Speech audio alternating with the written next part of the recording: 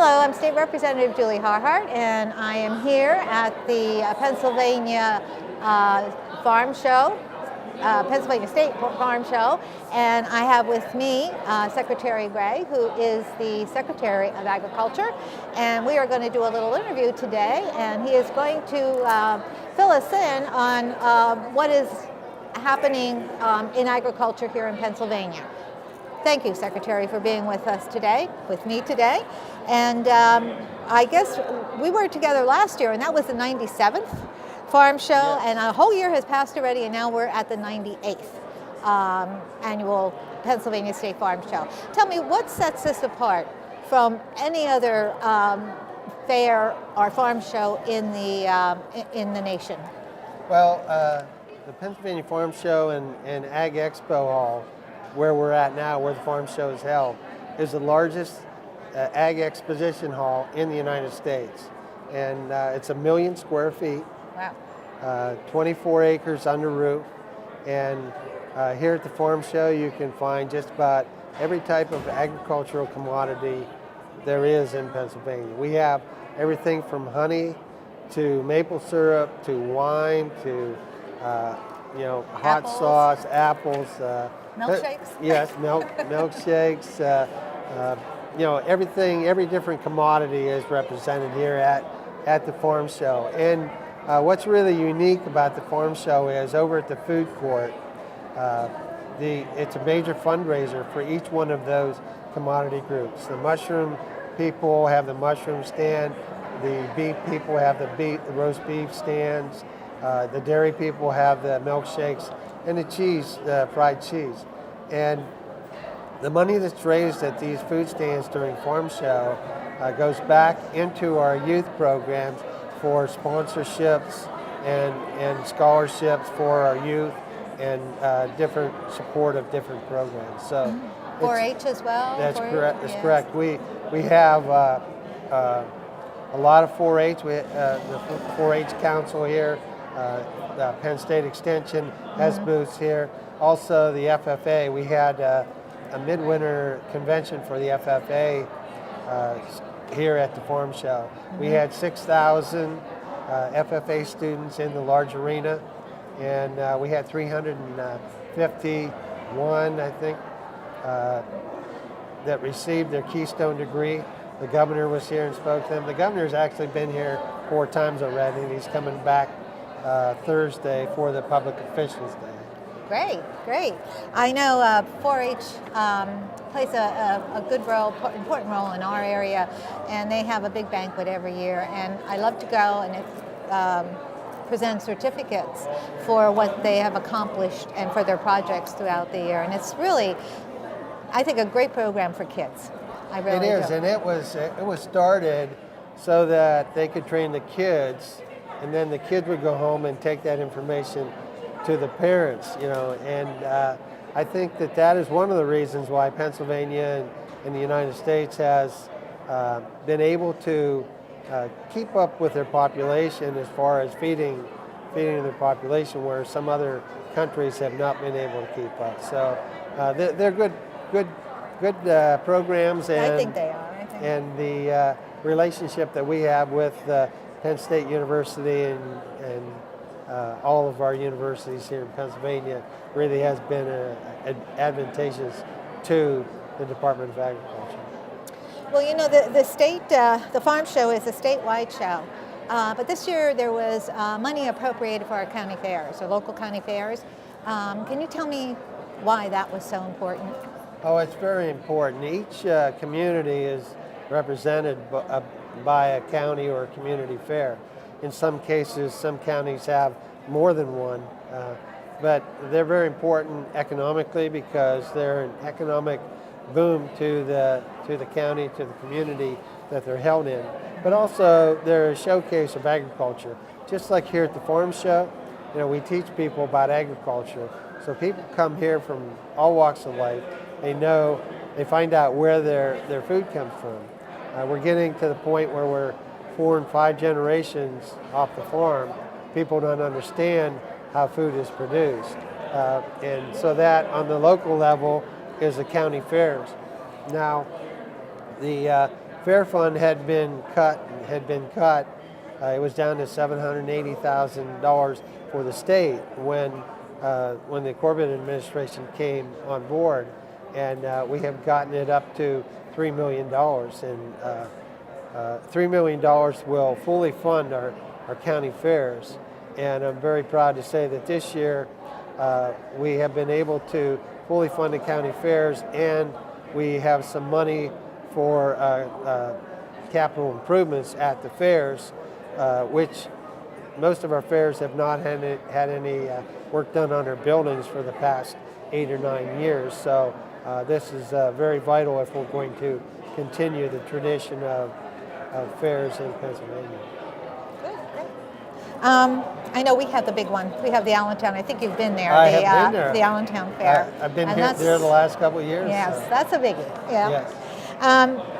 We also have, it's vital that we have and keep our veterinarians here in the state of Pennsylvania, not only to, for our pets, but also for farm animals. And I know funding was increased for that as well, and also for ag research. Is that going to be helpful, and what exactly will that money help? How will it help?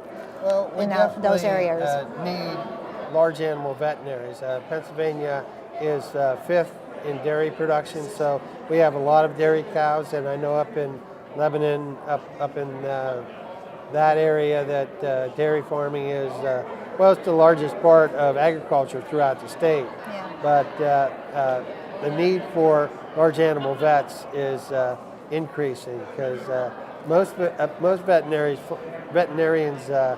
know that they can make a pretty good living on dogs and cats, treating dogs and cats. But very few of them want the hassle of dealing with a 1,600-pound animal. So we need the large animal vets for our ag industry. And we have the University of Pennsylvania, which is the only large animal veterinary school in Pennsylvania. So I think that this will help immensely to increase the number of large animal vets in Pennsylvania.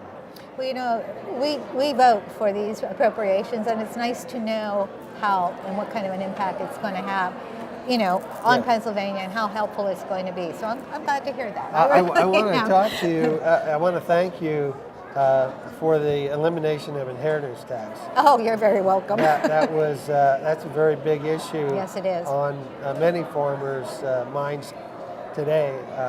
We talked about transitioning the farm into the next generation.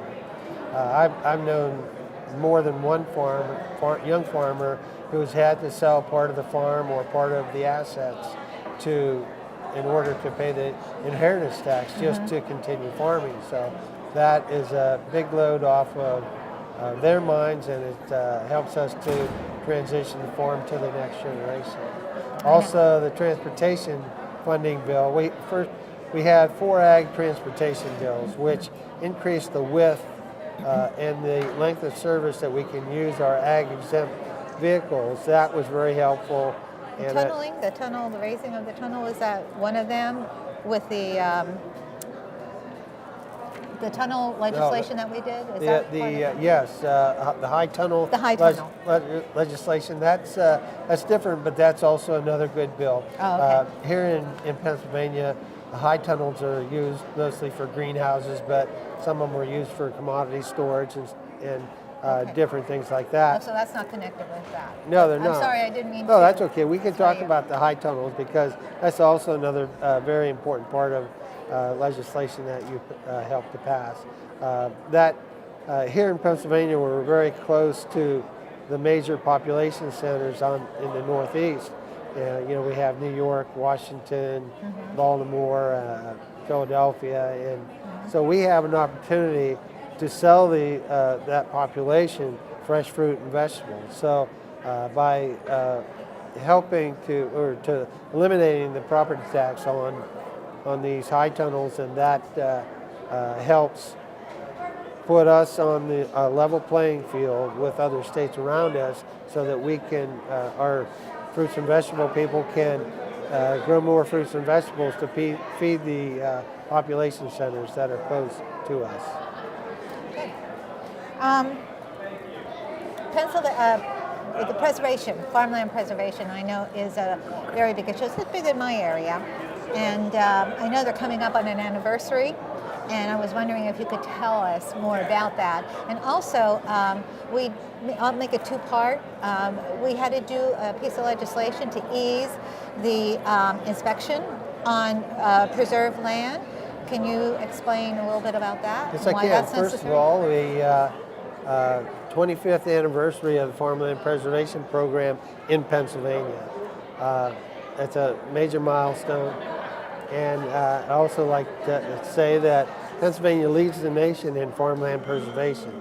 We're way out ahead of any other state in the nation. And we have 480,000 acres preserved. The other question on farmland preservation was the exemption. The easing up of the inspections. Okay, the easing of the inspection. Well, that was also very helpful because that helps on the county level. The county was required to go out and just make sure that that farm was being farmed, and that doesn't change that much.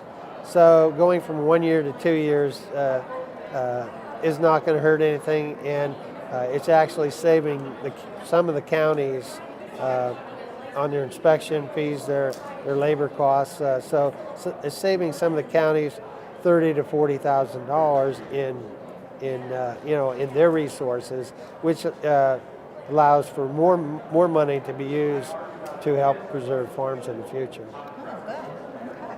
Now I'm going to talk a little bit about potatoes. I have a big potato farm within my area, and I know we changed the way they can be sold. Yeah. Can you explain a little bit about that? Yes, and I can. Why we had to do that?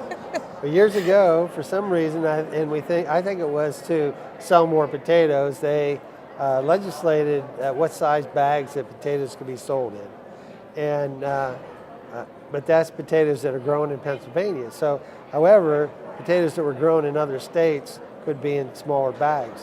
So we wound up with potatoes coming from other states, Ohio and other states, that were maybe a pound less than our potatoes, and people didn't notice the poundage number, but they noticed that they were cheaper and they were buying the other potatoes and not ours. So what you've done is help to put the Pennsylvania potato farmers on a level playing field with the states around them. So. Good. I am happy to hear that what we are doing in the legislature is really benefiting Pennsylvania, yes, especially the ag industry. I guess we'll wind it up. What I want to know is now this is your third term as Secretary of Agriculture. Now, what do you foresee in the future? What do you want to see changed? What kind of issues will we be facing in the future, even under your watch? I mean, do you have a goal set? I think that agriculture, there's a new awareness in agriculture. I think that the more and more people that we educate about agriculture, it's better for us. We have had a slight increase in ag, in the ag economy, and I think that we need to continue on that route. I'm very uplifted to see the number of youth that are involved. I do too. Yeah, I do too. this morning we did the Fleece to Shawl, where they have teams of youth that are up here. They have sheared sheep. They're taking the wool and they're making it into threads, and they're making shawls out of these out of the wool. And it's very uplifting to see the young people. They could teach us how to do it. I think that's something that was lost for a generation. And no computer involved? Yeah, exactly. Just a little hand pedaling or foot pedaling, and it's very important. And so I'm very uplifted to see the youth involved in agriculture. Mm-hmm. 1 in every 7 jobs is related to agriculture. It's very important. It's the #1 industry. It's also the industry that feeds our state, our nation, and the world. And it's very important that we get our message out there. And I'm very happy to have a legislature and a governor that is attentive to agriculture. The governor has been here for 4 events already, and he's supposed to be coming back Thursday for Public Officials Day, and it's just been great for me. I'm just a farmer, and I don't know if I could do this if it wasn't for the support that I have in the legislature and the Governor Corbett. So thank you very much. You're very welcome. I always say I am a farmer's daughter, but not a farmer. my skills are just, planting flowers and very small herb garden or something like that. But I also have to commend those farmers. I have an uncle who gets up and has to fight the environment every day. Don't know if it's going to rain or if it's going to be too hot, but they, fight the elements, and that's a very difficult thing to do, I think. So I commend all those farmers and that trade that they do, or that business that they're in, and I really commend them all, because you're right, it's very important. I mean, they grow the foods that we eat, and they also have the cows to make, to give us milk for baking or drinking or whatever. So, but this is very interesting, and I thank you so much for doing this interview with me. And I hope, I know that this is going to be a successful farm show for the whole week. I can't believe all the people that are out here. So again, I do thank you for allowing me to interview you. I know you're very busy, and just have a great time. Okay. Last year we broke the attendance record. We had 585,000 people come through here last year. Do you think you'll break it this year? Well, we had some weather events that have kind of hurt the attendance a little bit, but I think it came back yesterday and it looks pretty good today. So you'll be fine. Yeah, you'll be fine. Exactly. May not break the record, but close to, right? Yeah. Thank you for being here today. Thank you. Thank you very much.